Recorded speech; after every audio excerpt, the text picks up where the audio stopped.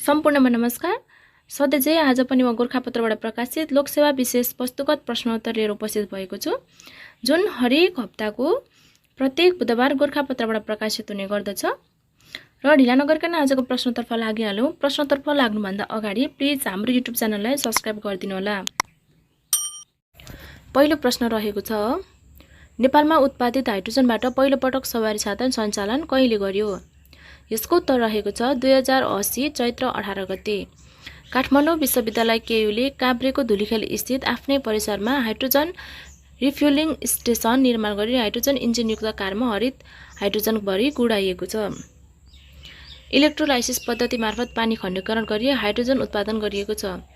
यस स्टेसनबाट करिब 40 देखि 45 युनिट विद्युत खपत गरी 10 लिटर पानी खण्डीकरण गरेर दैनिक 2 किलो हाइड्रोजन उत्पादन गरिएको छ।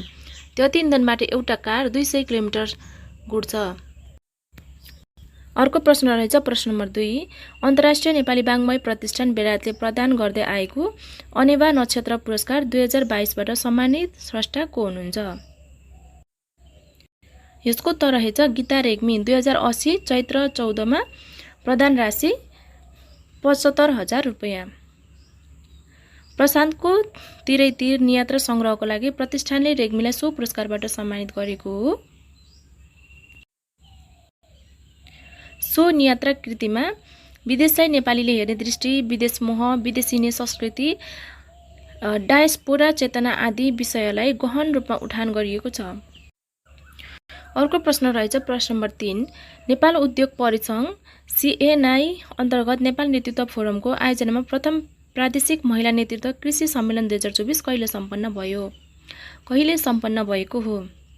यसको उत्तर रहेको छ विक्रम सम्वत 2080 चैत्र 17 र 18 गते। चैत 17 र 18 गते। सम्मेलनमा 16 बुँदे चितवन घोषणापत्र जारी गरिएको छ। अर्को प्रश्न रहेछ प्रश्न नम्बर 4। प्रेसिडेन्ट लाइफटाइम अचिभमेन्ट अवार्डबाट सम्मानित अमेरिकामा नेपाली मूलका युवा को हुनुहुन्छ? यसको उत्तर रहेछ प्रवीण भण्डारी।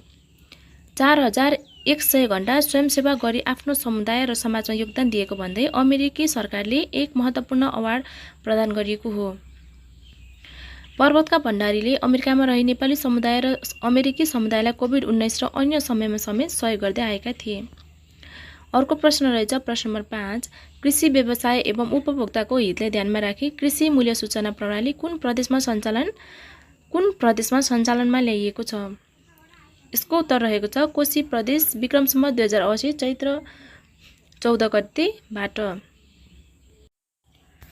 यो प्रणालीबाट कोशी प्रदेशका 3 ठूला कृषि बजार बिर्तामोड, धरान, इनरुवाको थोक तथा खुद्रा मूल्य समावेश गरिएका छन्।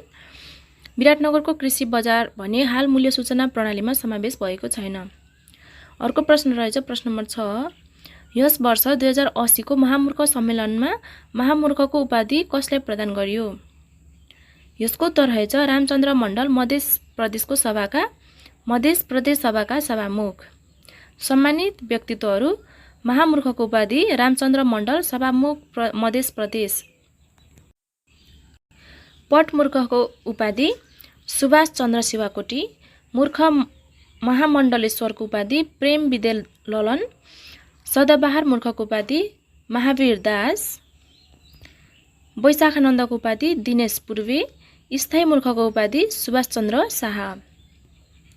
मिथिलाको कला संस्कृतिलाई संरक्षण र सम्वर्धन गर्ने उद्देश्यले मिथिला नाट्यकला परिषद मिनापले विक्रम सम्वत 2061 देखि होली पर्वको अवसरमा महामूर्ख सम्मेलन गर्दै आएको छ। अर्को प्रश्न रहेछ एसियाज 50 बेस्ट रेस्टुरेन्ट्स अवार्डले सार्वजनिक गरेको रेस्टुरेन्टको सूचीमा एसियाको पहिलो स्थानमा रहन सफल रेस्टुरेन्ट कुन हो? यसको उत्तर रहेछ सेजेन रेस्टुरेन्ट, टोकियो। टोकियोकै फ्लोरिलेज रेस्टुरेन्ट सूचीको दोस्रो स्थानमा पर्न सफल भएको छ। सन् 2024 मा एसियाका उत्कृष्ट 10 रेस्टुरेन्ट। पहिलो रहेछ सेजेन टोकियो, दोस्रो रहेछ फ्लोरिलेज टोकियो, तेस्रो रहेको छ गगन आनन्द बेङ्कक, चौथो रहेको छ दि चेयरम्यान हङकङ, पाँचौं रहेको छ विङ हङकङ, छैटौं रहेको छ नुसारा बेङ्कक, सातौं रहेको छ सुहरिङ बेङ्कक, आठौं रहेको छ डेन टोकियो, 9 रहेछ लासिम ओसाका, 10औं रहेछ ओडेटी सिङ्गापुर। अर्को प्रश्न रहेको छ प्रश्न नम्बर 8, विक्रम सम्वत 2080 चैत्र 15 देखि सञ्चालित एसई परीक्षामा मुलुकभर कति परीक्षार्थी रहेका छन्? यसको उत्तर रहेछ 5,04,414 जना। छात्र 2,53,627, छात्रा 2,50,772 जना। सबैभन्दा बढी परीक्षार्थी काठमाडौँमा 38,813 जना र सबैभन्दा कम जापान परीक्षा केन्द्रमा 23 जना रहेका छन्। यस पटकबाट परीक्षार्थीको प्राप्ताङ्कलाई 8 वटा ग्रेडमा विभाजन गरेर नतिजा प्रकाशन गरिनेछ। गत वर्षसम्म 9 वटा ग्रेडमा नतिजा प्रकाशन गर्ने गरिएको थियो। यस पटकदेखि परीक्षार्थीले हरेक विषयमा सैद्धान्तिक न्यूनतम 35% आन्तरिक मूल्याङ्कन तर्फ 40% ल्याउनै पर्नेछ। 2 विषयसम्म नन ग्रेड एनजी ल्याउनेलाई ग्रेड वृद्धिको मौका दिइनेछ। यस वर्षदेखि परीक्षा सञ्चालन हुने 7 वटा विषयमा 25 अङ्कको आन्तरिक मूल्याङ्कन हुनेछ भने 75 अङ्कको सैद्धान्तिक परीक्षा हुनेछ। अर्को प्रश्न रहेछ प्रश्न नम्बर 9, मातृभाषा राष्ट्रिय सेवा पुरस्कार 2080 कसलाई प्रदान गरियो? यसको उत्तर रहेछ दुर्गालाल श्रेष्ठ। अर्को प्रश्न रहेछ प्रश्न नम्बर 10, S3 नामक नयाँ पुस्ताको रकेटको सफल परीक्षण गर्ने राष्ट्र कुन हो? यसको उत्तर रहेको छ जापान। अर्को प्रश्न रहेको छ सुनथराली विमानस्थल कहाँ रहेको छ? यसको उत्तर रहेछ कालीकोट, नरहरिनाथ गाउँपालिका 1 कोटवाडा। विक्रम सम्वत 2080 फागुन 14 मा विमानस्थल उद्घाटन गरिएको। यस विमानस्थलको धावन मार्गको लम्बाइ 640 मिटर र चौडाइ 20 मिटर रहेको छ। सुनथराली विमानस्थल दुवै तर्फबाट हवाईजहाज अवतरण गर्न सकिने नेपालकै पहिलो विमानस्थलका रूपमा रहेको छ। प्रश्न नम्बर 12, राष्ट्रिय बीमा नीति कहिलेदेखि कार्यान्वयनमा आएको छ? यसको उत्तर रहेछ विक्रम सम्वत 2080 फागुनबाट। बीमा सेवा सुरु भएको 7.5 दशकपछि सरकारले राष्ट्रिय बीमा नीति ल्याएको हो। विक्रम सम्वत 2080 मङ्सिर 24 को मन्त्री परिषद बैठकले बीमा नीति 2080 स्वीकृत गरेको हो।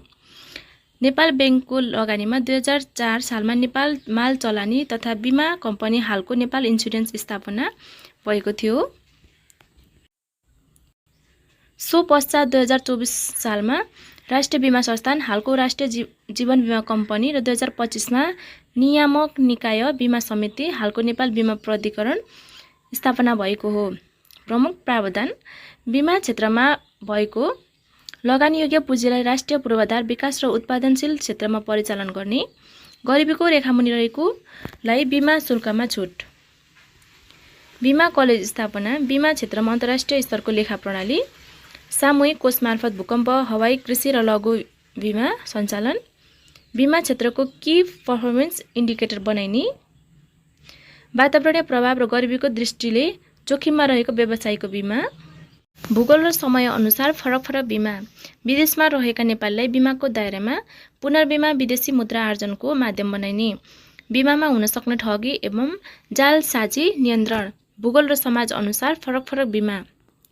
अर्को प्रश्न रहेछ प्रश्न नम्बर 13, मातृभूमि राष्ट्रिय सम्मान 2080 कसलाई प्रदान गरियो? यसको उत्तर रहेको छ संस्कृतिविद डाक्टर जगमान गुरुङ। अर्को प्रश्न रहेछ प्रश्न नम्बर 14, संसदको एउटा अधिवेशनको समाप्ति र अर्को अधिवेशनको प्रारम्भका बीचको अवधि कति समयभन्दा बढी हुँदैन? यसको उत्तर रहेछ 6 महिना। अर्को प्रश्न रहेछ प्रश्न नम्बर 15, पाकिस्तानका राष्ट्रपिता भनेर कसलाई चिनिन्छ? यसको उत्तर रहेछ मोहम्मद अली जिन्ना। अर्को प्रश्न रहेछ प्रश्न नम्बर 16, नयाँ सत्ता गठबन्धनको निर्माणसँगै प्रधानमन्त्री पुष्पकमल दाहाल प्रचण्डद्वारा 4 सदस्यीय मन्त्रीमण्डलको गठन कहिले गरियो? यसको उत्तर रहेछ विक्रम सम्वत 2080 फागुन 21 गते।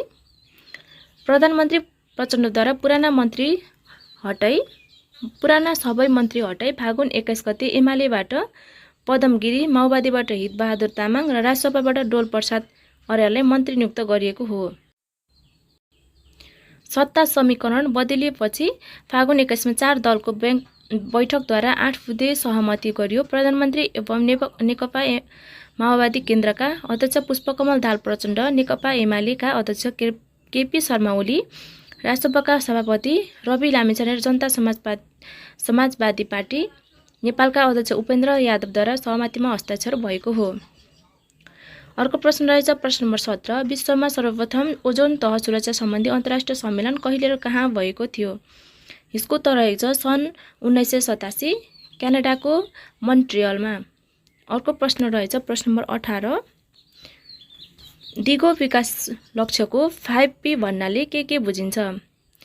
यसको उत्तर रहेछ people, planet, prosperity, peace for partnership, peace and partnership, मानिस, ग्रह, समृद्धि, शान्ति र साझेदारी। नम्बर 19 दण्डपाडी नन्दकुमारी अर्ज्याल राष्ट्रिय पुरस्कार 2080 कसलाई प्रदान गरियो? यसको उत्तर रहेछ सीमाविद बुद्धिनारायण श्रेष्ठ। पुरस्कार राशि 50,000 रुपियाँ रहेको छ। यो पुरस्कार इतिहास, साहित्य, संस्कृति, ज्योतिष, समाज सेवा लगायत विविध विषयमा राष्ट्रिय स्तरमा योगदान पुर्याउनेलाई 2063 सालदेखि प्रत्येक वर्ष प्रदान गरिँदै आएको छ। अर्को प्रश्न रहेछ प्रश्न नम्बर 20 बान्तावा भाषाको शब्दकोश कहिले प्रकाशित भएको हो?